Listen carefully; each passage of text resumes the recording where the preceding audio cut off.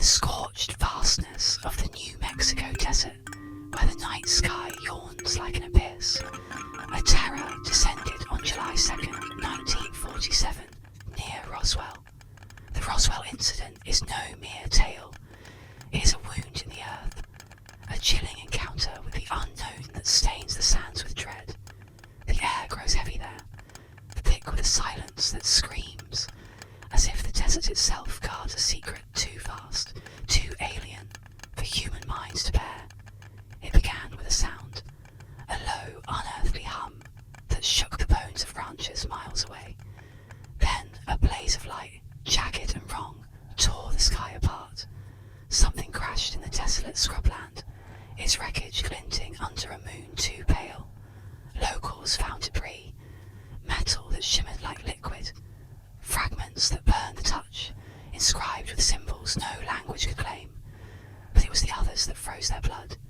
Bodies, small and frail, with skin like ash, and eyes too large, too black, staring from skulls not of this world. Their limbs twitched, or so the whispers say, as if life lingered in forms that mocked humanity. The military swarmed, their faces grim, their orders sharp. The wreckage vanished, spirited away under tarps, and the bodies, if they were bodies, were never seen again. Yet the desert remembers. At night the crash site hums, a pulse that crawls under the skin. Shadows move where none should, and a faint glow lingers, pulsing like a heartbeat from beyond the stars. Some who wander too close hear voices, high, chittering, or worse. Their own thoughts echo back in a tongue they cannot know. The stories fester. Ranchers speak of livestock found drained, their eyes wide with terror. Hikers vanish, their tracks ending in circles of scorched earth. Those who linger at the site dream of vast, cold voids, and eyes that watch from within. Some say the aliens survived, hiding in the desert's folds, their minds probing, their purpose malign. Others swear the government keeps them caged, their screams echoing in bunkers beneath the sand. Roswell's folk tread lightly near the site, their prayers whispered against the dark. The stars above seem closer, hungrier, as if waiting. If you walk that cursed desert, where the wind carries a metallic tank and the ground feels alive, move quickly. Ignore the hum, the lights, the shadows that stretch too far. For the Roswell incident is no mere legend. It is a crack in reality, a glimpse of things that do not belong, and the desert holds their gaze, eternal and unblinking, hungry for those who seek its truth. High in the misty mountains of Colombia, where the wind howls through the valleys and the rivers run dark beneath the moon, a nightmare walks among the living. They call her La Morlona, the fanged woman, a creature of vengeance and hunger, forever cursed to roam the Andean region of Huila and Tolima. She appears as a woman of haunting beauty, draped in a flowing dress that clings to her form like mist upon the hills. Her eyes smoulder with an unnatural fire, her lips curl in a knowing smile. Many men have followed her into the shadows, lured by her gaze, bewitched by the sway of her hips, but those who get too close never return, for beneath her crimson lips lie fangs as long as a jaguar's, gleaming like polished ivory. When she smiles, it is already too late. Her embrace is not of love, but of death. Her jaws part wide, tearing through flesh, crushing bone like dry leaves beneath her teeth. She is no mindless beast. She hunts with purpose. The cruel, the deceitful, the unfaithful, men who abandon their wives, who mistreat the innocent, who revel in sin. She waits in the dim glow of taverns, in lonely mountain passes, in the darkest corners of forgotten trails. And when her prey is near, she whispers their names, with a voice like the rustling of dead leaves. Some claim to have seen her shadow lingering at the edges of the firelight, watching with cold amusement. Others swear that, on moonlit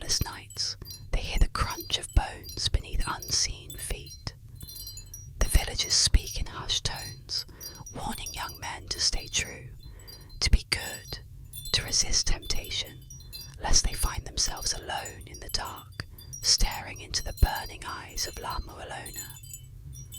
And if you ever feel a soft breath against your neck, if you hear your name spoken by lips you cannot see, do not turn around.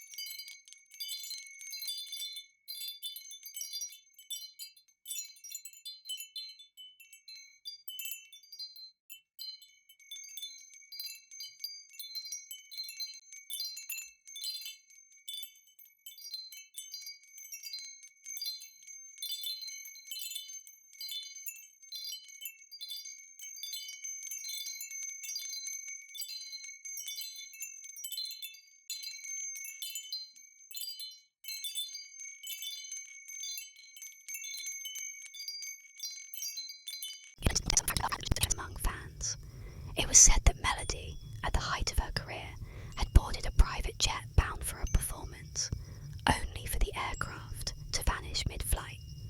According to the story, the plane never reached its destination, instead crashing into an uncharted area where no wreckage was ever found. Some say the skies that day were clear, making the disappearance all the more chilling, as if some malevolent force had taken her. What makes the tale even stranger is the persistence of her music. Fans claim to have heard faint distortions in her recordings, ghostly echoes or whispered words embedded in the tracks that weren't there before.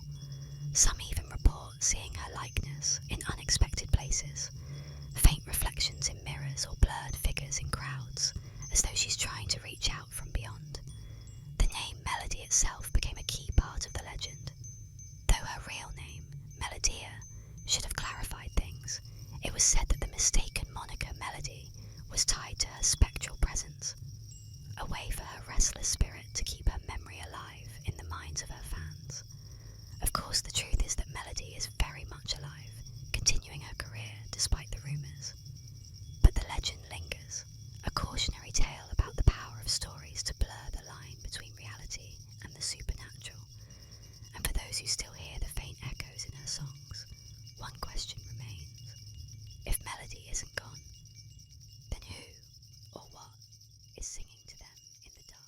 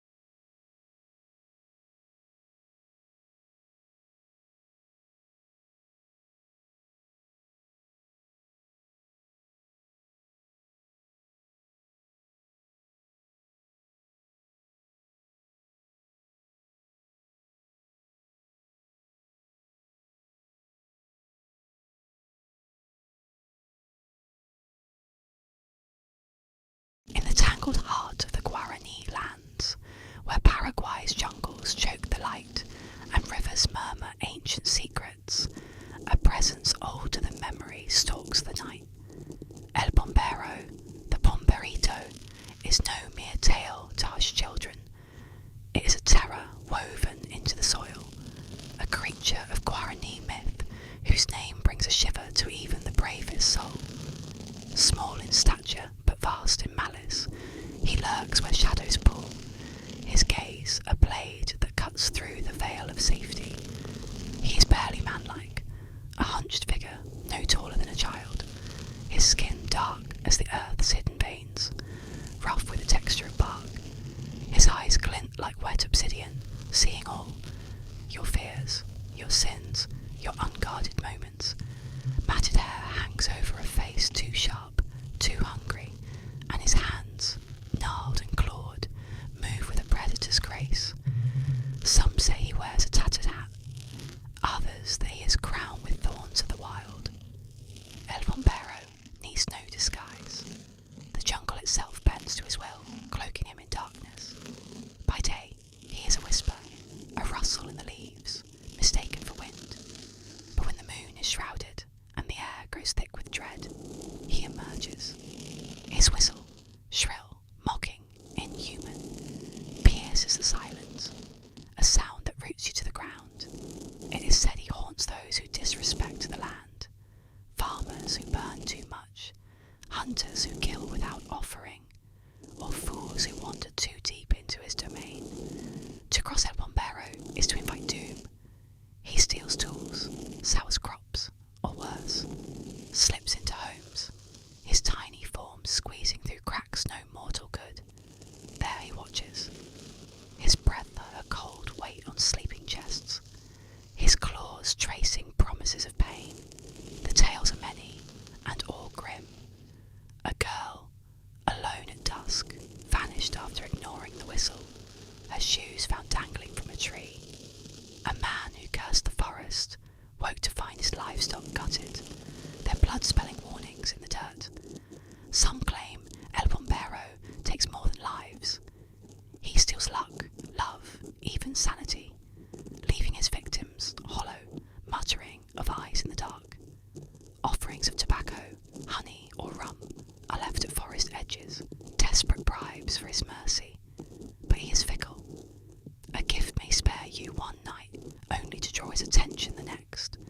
The jungle knows him and fears him. Animals fall silent in his path. Rivers seem to slow.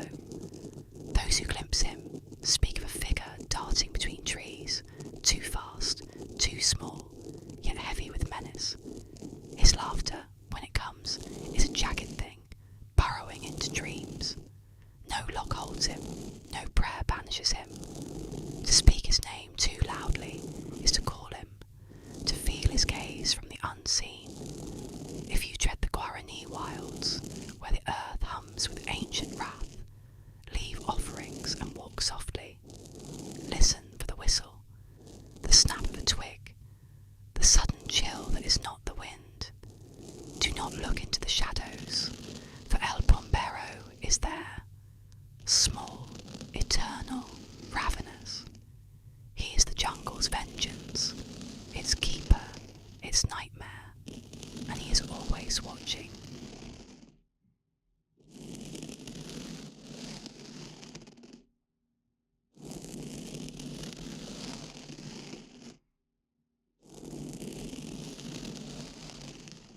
Along the misty coast, between Teignmouth and Dawlish, where the cliffs rise, jagged against the crashing waves, stand two eerie rock formations.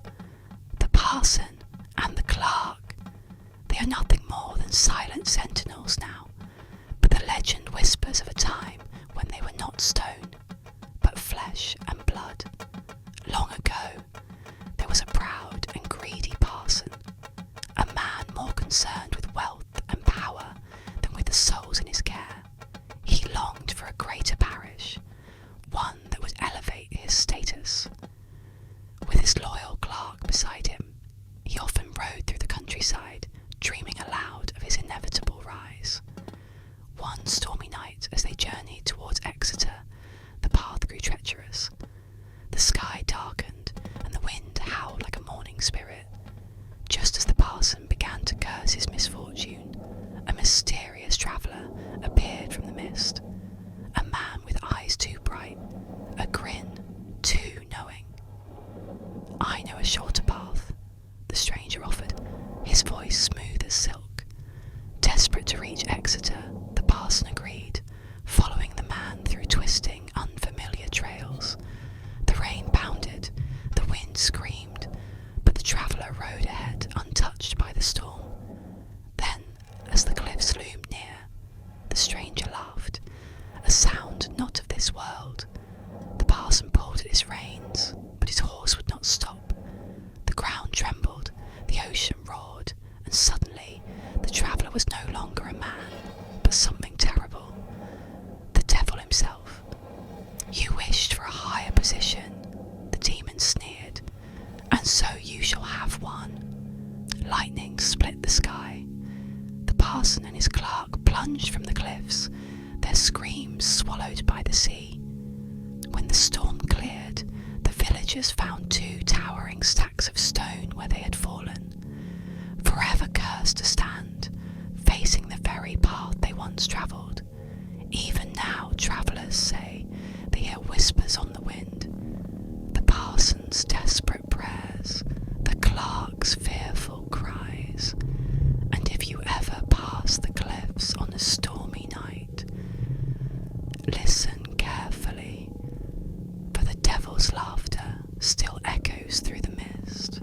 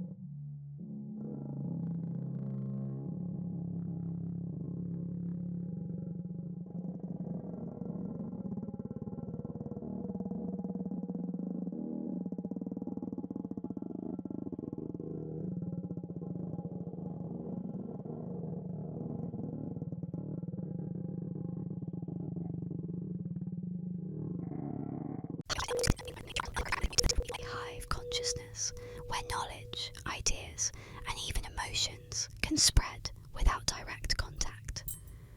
What if the effect isn't just for monkeys? What if it could extend beyond animals?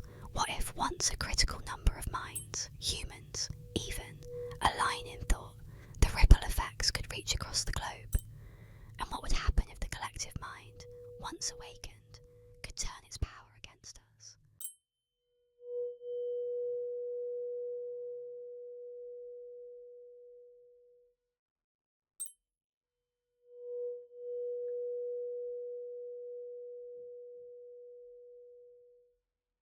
In the heart of downtown Augusta, Georgia, stands a relic from a forgotten time.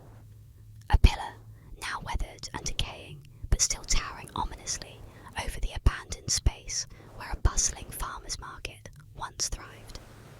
Known as the Haunted Pillar, it has long been a source of fear and unease for those who live nearby. The legend of the Haunted Pillar dates back many years, when the farmer's market at 5th and Broad Streets was a lively hub of trade and community. But something dark lingered there, something that would forever tie the pillar to tragedy. Some say the market was built on cursed land, a place steeped in forgotten rituals and hidden sorrow. Others whisper that the pillar was not always just stone, but a marker for something far darker, an object of sacrifice, or a binding spell that trapped spirits. When the market was abandoned, the pillar was the only thing left standing, silent, unmoving, and strange. Over the years, stories began to circulate. People claimed that at night they would see flickering lights near the pillar, or hear hushed voices carried by the wind. Those who ventured too close often reported a sense of suffocating dread, as if the air itself were heavy with the presence of something malevolent. Some even spoke of seeing figures, a shadowed form standing motionless by the pillar, watching passers-by with hollow eyes. But the true terror came from those who dared touch the pillar. Several individuals have disappeared after doing so, their fates unknown, leaving behind only whispers of their names. Locals believe the pillar is cursed, an unholy sentinel that guards its dark secrets, waiting for the next soul foolish enough to test its power. Now, the pillar stands alone, a twisted monument to something that should never be disturbed. And those who walk near it at night often feel a cold, unsettling presence, like something is watching, waiting for them to make a mistake. Some say the haunted pillar is simply a relic of the past. Others know better, and they avoid it, never daring to get too close.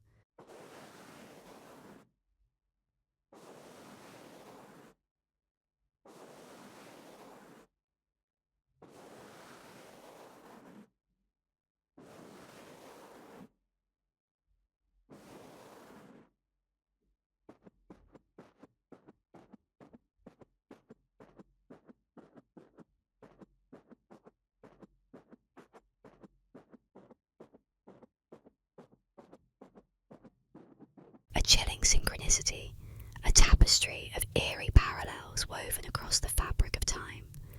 The Lincoln-Kennedy coincidences, a list of uncanny similarities between two fallen presidents, Abraham Lincoln and John F. Kennedy, a pattern so improbable, so unsettling, it whispers of a conspiracy beyond human comprehension. Lincoln, elected to Congress in 1846, Kennedy, elected to Congress in 1946.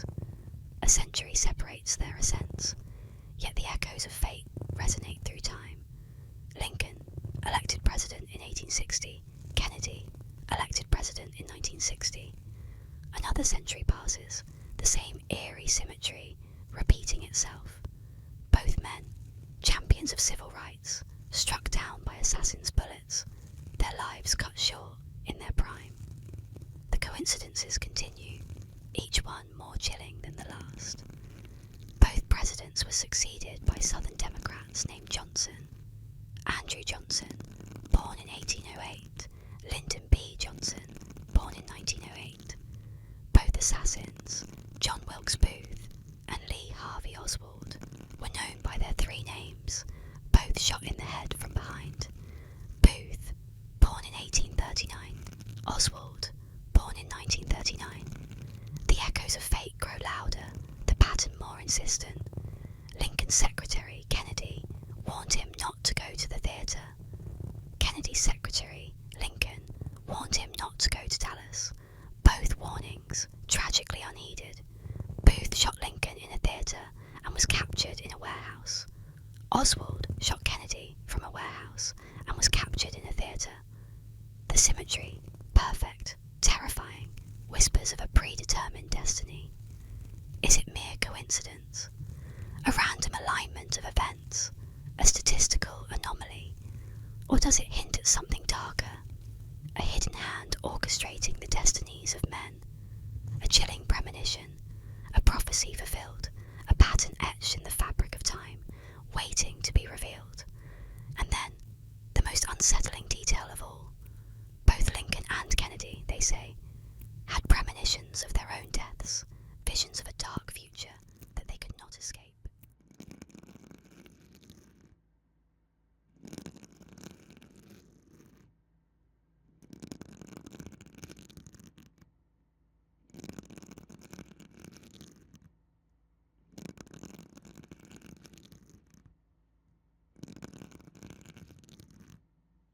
In the heart of ancient folklore, there exists a creature born from the earth itself, a hulking figure of clay and stone, shaped by human hands, but driven by dark, unnatural forces.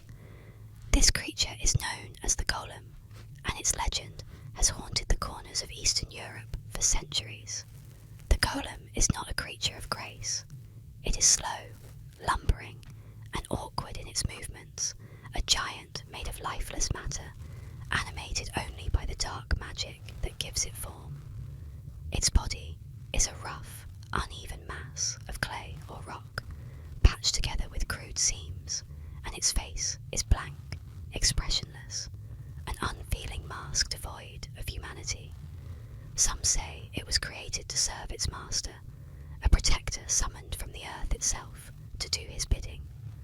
Others whisper that the golem was born from desperation, created by a rabbi or wizard to avenge wrongs too terrible to bear. In modern Hebrew, the word golem translates to cocoon, but it also carries darker meanings: fool, silly, or stupid. And indeed, the golem is often described as lacking in intelligence, nothing more than a clumsy tool of destruction, incapable of independent thought or action. But this is where the terror begins, because while the golem is a mindless servant, it is also a force of nature, a brute, unstoppable and powerful, with strength far beyond that of any human. Once unleashed, it will follow its master's commands without question, no matter how horrific. And yet, when those commands are left unclear or unrestrained, the creature can become a terror in its own right, wreaking havoc in its mindless pursuit of tasks it cannot understand. The golem is said to be bound by a single, fragile command, the inscription of a word, often placed on a piece of parchment and placed inside its mouth. Without this word, the creature is a blank slate, mindless and deadly, its power unchecked. In the ancient stories, there were whispers of golems running amok, destroying villages, crushing anyone who crossed their path, all because their creators failed to control them. And so, the golem is a warning, a tale of what happens when humanity meddles too far with the natural order, summoning forces they cannot control. Some say the golem still walks the earth, waiting for a master to breathe life back into its stone heart. But be careful, if the golem ever awakens again, it will not stop, no matter how clumsy or foolish its creators may have been.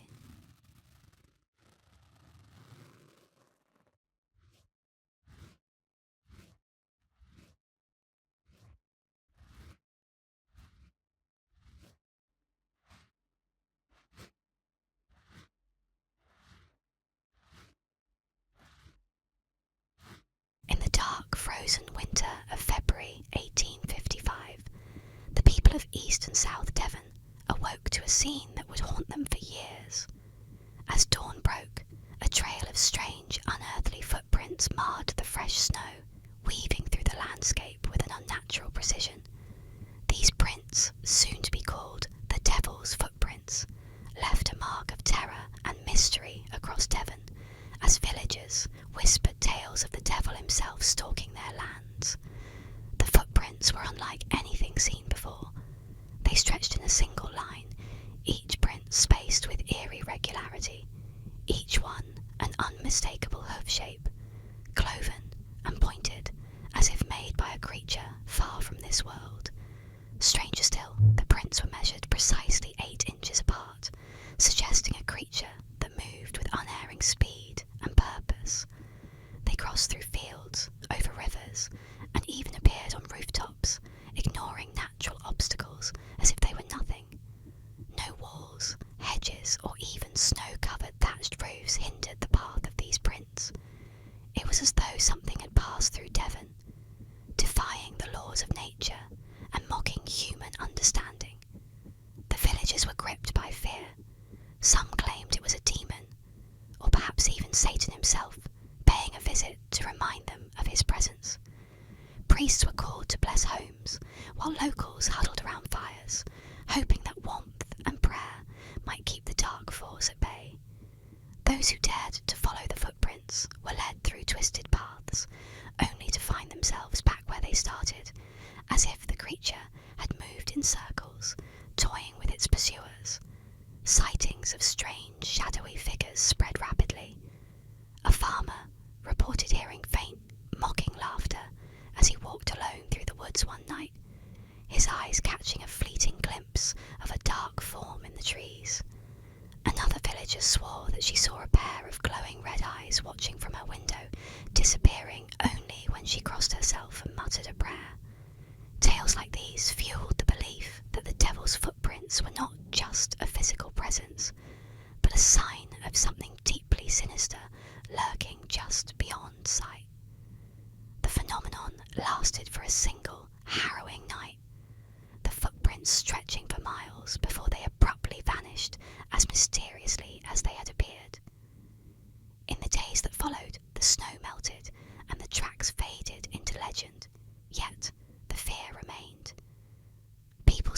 whispered in hushed tones, glancing over their shoulders, as if expecting the devil to return, his footprints renewed in fresh snow.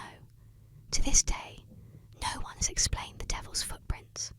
Were they a prank, a trick of nature, or something far darker, a message from the underworld itself? The villagers of Devon may never know, but one thing is certain. On cold, moonlit nights, when the winter's silence deepens, we dive into the unsettling tale of the colander lie detector, a strange and eerie urban legend. Settle in, relax, and let this mysterious story guide you gently into sleep. An eerie urban legend from the 1960s speaks of a chilling interrogation method used by police or army investigators. It began with a crude yet unsettling setup. A colander, typically used for straining pasta, repurposed into a nightmarish piece of equipment. The investigators would place this everyday kitchen item onto the head of a suspect, but its sinister transformation didn't end there. Wires connected the colander to a photocopier, creating the illusion of advanced technology. In a dimly lit interrogation room, the suspect would sit nervously as the investigators loomed over them, watching intently. The tension was palpable, the walls closing in as the suspect was bombarded with questions. The investigators' eyes would dart back and forth between the suspect and the machine, waiting for the first crack in their story. Each time the suspect answered, the photocopier would whir to life, spitting out a fresh sheet of paper. The sound of its mechanical churning filled the room, amplifying the sense of dread. If the answer was deemed acceptable, the machine remained silent, offering a brief respite. But if the investigators found the response suspicious or dishonest, the copier would hiss and clunk, printing a single sheet with a damning message: "He's lying." The effect was immediate. Suspects, already frazzled and scared, would crumble under the pressure of the so-called lie detector, convinced that the colander was exposing their every falsehood. They couldn't know that it was all a cruel trick. The investigators manipulated the machine, not through science or technology, but through psychological warfare. The power of suggestion turned the colander and photocopier into terrifying tools, blurring the line between reality and fiction.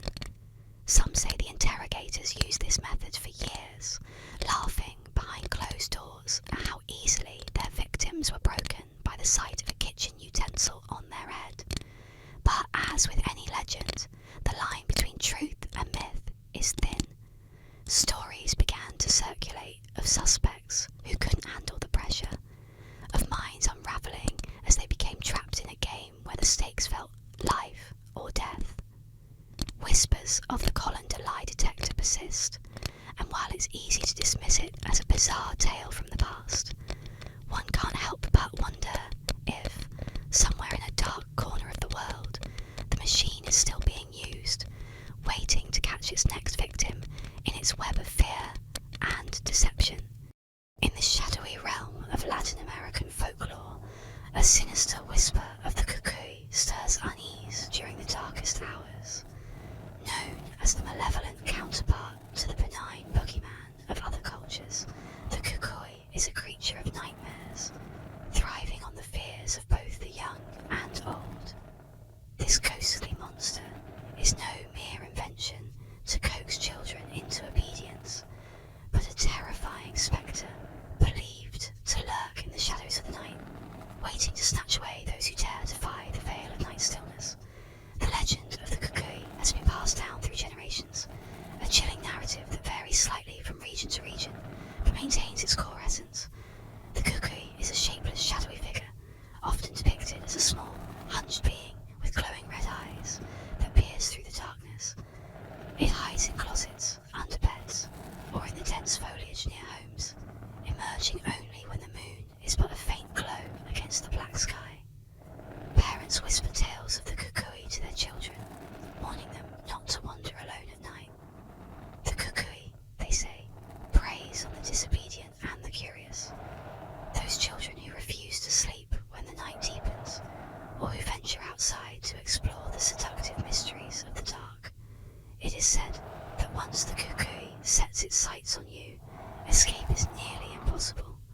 Its presence is always cloaked in the rustling of leaves or the soft creaks of a settling house, its breath a cold gust foretelling doom.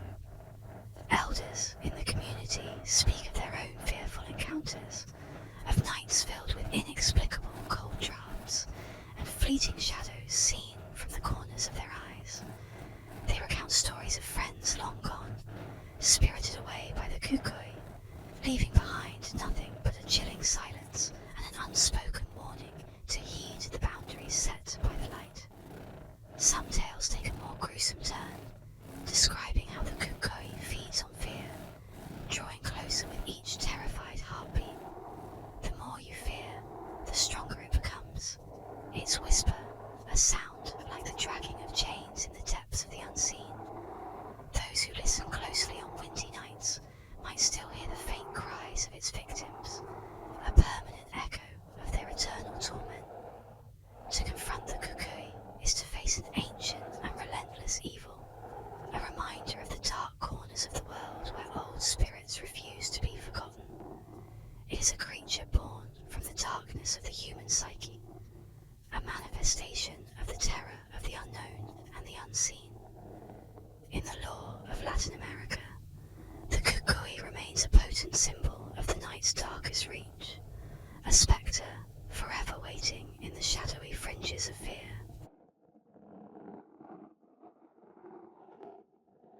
On the eerie evening of September the 20th, 1965, in the quiet seaside town of Felixstowe, England, a terrifying event unfolded, one that would become known as the legend of the Felixstowe fire demon. Witnesses claimed to have seen something unnatural that night, an encounter so horrifying that it would haunt the town's memory for years to come. It began with strange lights in the sky. Around midnight, residents reported seeing glowing red and orange orbs floating above the coastline, moving with unnatural speed and precision. These lights were unlike any aircraft known at the time, pulsing with a fiery intensity that seemed almost alive. But it wasn't the lights that struck fear into the hearts of Felixstowe's residents. It was what came next. A young couple, drawn by the unusual lights, ventured closer to the shore. As they approached, a figure emerged from the darkness, illuminated by the fiery glow. They described it as a tall, humanoid being, yet something was horribly wrong. The creature's body seemed to shimmer with a heatwave-like distortion, as though it was surrounded by invisible flames. Its eyes were fiery embers, burning with a malevolent red glow that seemed to pierce straight into their souls. The couple stood frozen as the entity approached, its movements slow and deliberate, almost predatory. A faint crackling sound, like the hiss of burning coals, filled the air, and the air around them grew stiflingly hot. The creature stretched out a long, claw-like hand, and in that moment, the couple fled, overwhelmed by an overwhelming sense of dread. They ran through the darkened streets, their minds reeling from what they'd just encountered. Other townspeople reported feeling an inexplicable heat that night, even inside their homes, as if the fire demon had cast a spell of warmth across the entire town. Some claimed that the creature had left scorched footprints along the beach, deep impressions jarred into the sand that no waves could wash away. But by morning, there was no trace of the creature, only the lingering terror of its fiery gaze and the charred marks left in its wake. Local authorities dismissed the event, attributing the lights to atmospheric phenomena and the creature to the overactive imaginations of frightened witnesses. But those who saw the Felixstowe fire demon knew the truth. A being from another world, forged in fire, had stepped into their world, leaving a scar in Felixstowe's memory that would never fade. Today, the legend of the Felixstowe fire demon endures, a chilling reminder that some mysteries defy explanation. On stormy nights, when the sea crashes against the shore, residents sometimes claim to see a fiery glow flickering in the distance, as if the fire demon still haunts the coast, waiting to emerge from the shadows once again.